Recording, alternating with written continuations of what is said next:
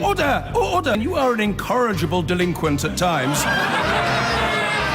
Behave yourself, man!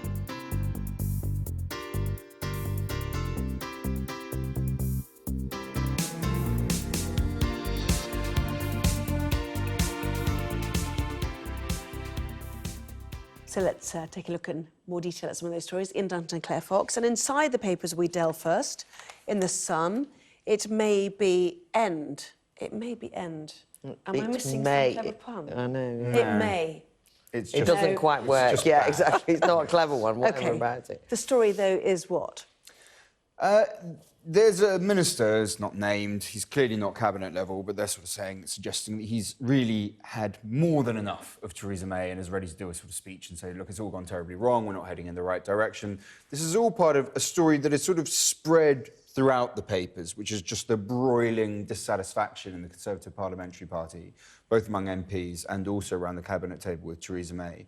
And this odd sort of non-triggered attack on her leadership, because it's not coming as a result of something. It's not like the election or you know, stuff going on in Brussels.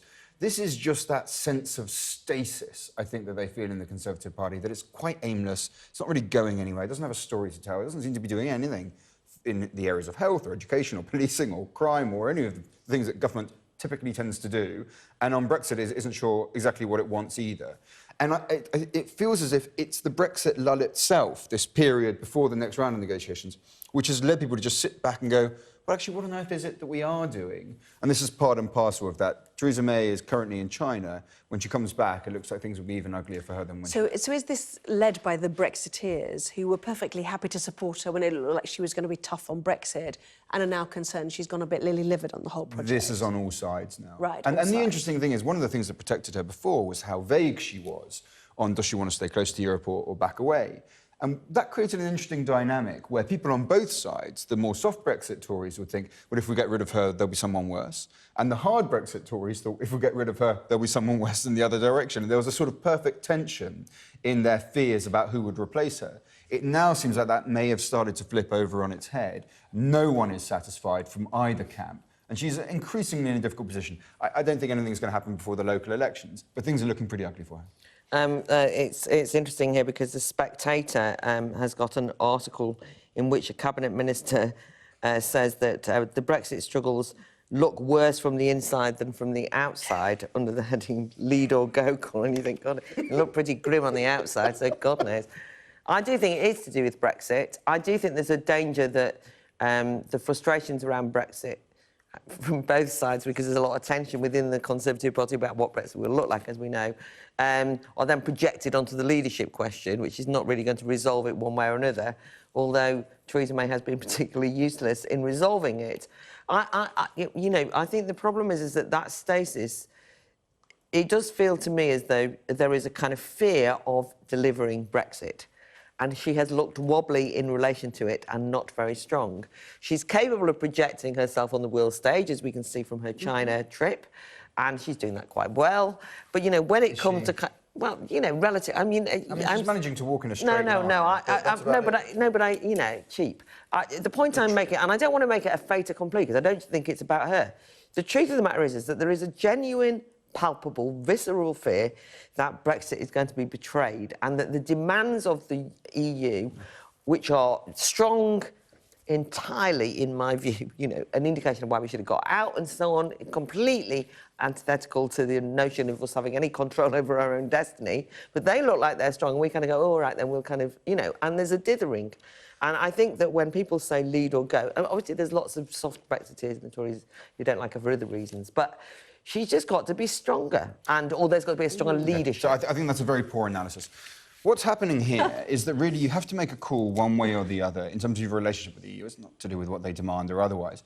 You are either going to stay and make rules in agencies of the EU, stay signed up to EU law, and make sure that you have frictionless trade, or you pull out, you keep your trade, sorry, you lose your trade and you get control. Now, that is a choice that has to be made. And it is not really to say whether it's one way or another. It's not her fear of doing Brexit. It's her fear of making a call one way or another. And by virtue of not doing it, she's found herself in this position. It's not because the EU are oh so terribly Machiavellian or anything like that. It is simply her own inability to come to a decision. And the economic mood music in the background of all of this, of course, was the leaked impact assessment about the economy, which takes us to the Daily Mail. The economy is to improve after Brexit, vows the Prime Minister, of course, in a Brexit-supporting newspaper. So the public sits there and think, who do we believe on? Well, if only she could wish it true, but unfortunately she can't. I mean, study after study finds exactly the same thing. If you do soft Brexit, you lose 2% of your GDP. Now, that is no small thing, by the way, for a country to try to put a 2% of its GDP back together again is massive. Even though the number seems small, it's substantial. But of course, the numbers get much worse if you pursue hard Brexit with a trade deal, 5% of your GDP. Is it still short-term hit? Can we this is over 15 years from where you would have been otherwise. It doesn't necessarily mean you go into recession. It just means that you'll be 8% lower in your GDP than where you would have otherwise have been. Yeah, I mean, I think there's two aspects to this. I mean, first of all, in terms of the impact dossier, of which there has been a huge amount of furore about why they didn't publish it, and I've got no, why didn't they publish it? They can publish it even if those forecasts are negative. The difficulty that I have with this story is that forecasting in terms of economics can be project fear. It's certainly not science and it's certainly not evidence, but they are forecasts and they can be taken into consideration. There seems to be too many people willing that to be the case.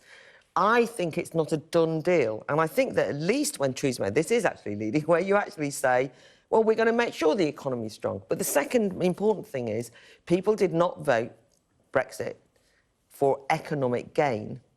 And I've had years of austerity. I'm looking at the next page we're going to get to, which is the Times, page 4, £21 billion hole in defence spending plan after a fleet of frigates was overlooked. Every department has a hole. We're now looking like, as a country, we're not going to make as much money. You'd think that How do we start to afford ourselves? Yes, we need an economic strategy.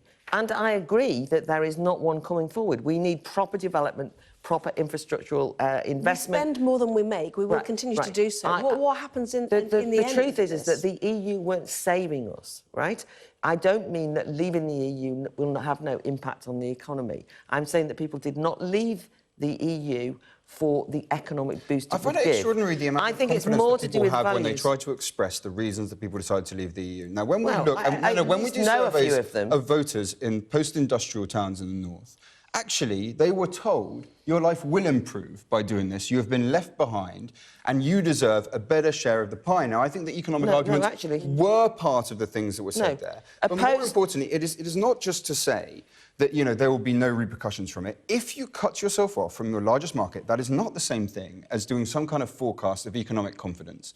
That is to say that unless every law of economics and trade that we know is completely false, it will obviously have a negative impact on us if we cut ourselves off from the people that we sell our goods to.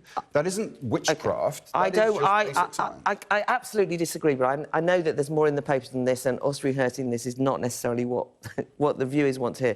But I would just point out that even the concept of the left behinds only was developed after the referendum was won by Brexit to explain the extraordinary mystical thing that had occurred where the metropolitan elite look out and think, oh, we don't know why they voted Brexit. They're left behind poor people and they want to improve. That's what happened, and you think that's what happened. That's not what happened. And I can't help it that you think that's what happened. It's not. Just quickly to the...